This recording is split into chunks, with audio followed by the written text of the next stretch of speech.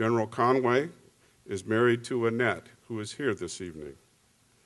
They have 2 sons serving in the Corps, both of whom have had multiple tours in Iraq and in Afghanistan. Annette is one of the 6 founders of the Injured Marine Semper Fi Fund. I know of no other family who has given so much for our country.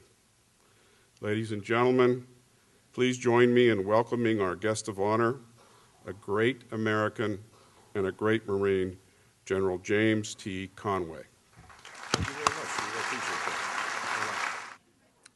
236 years, as our Commandant said, as the nation's premier force in readiness.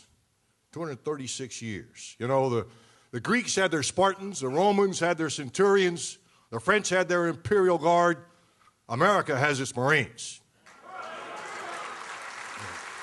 This is an incredible young generation. I've seen them in combat, and their raw courage, their sense of self-sacrifice, their sense of team play literally brings tears to your eyes.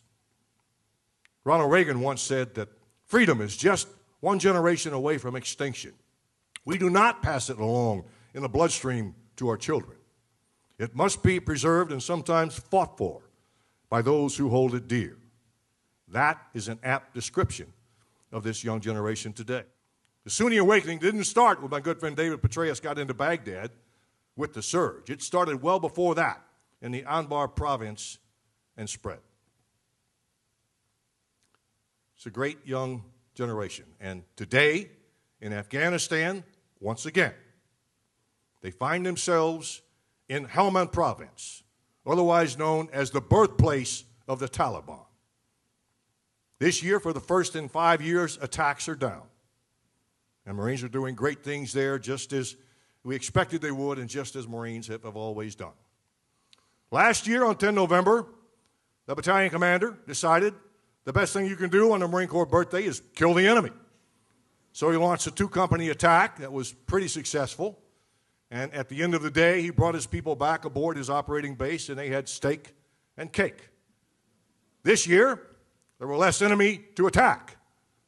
And so the battalion commander loaded up 6 cakes and flew with he and his sergeant major out to 6 different locations. And at each location, they had the oldest and the youngest standing by. They cut the cake. The battalion commander and sergeant major shook every hand of every dirty-faced Marine and wished them well. So, ladies and gentlemen, my message to you tonight is, if you are a civilian, every time you have the opportunity to, I don't care if he's a Marine or not, say thank you to the serviceman or woman and express your appreciation for them stepping up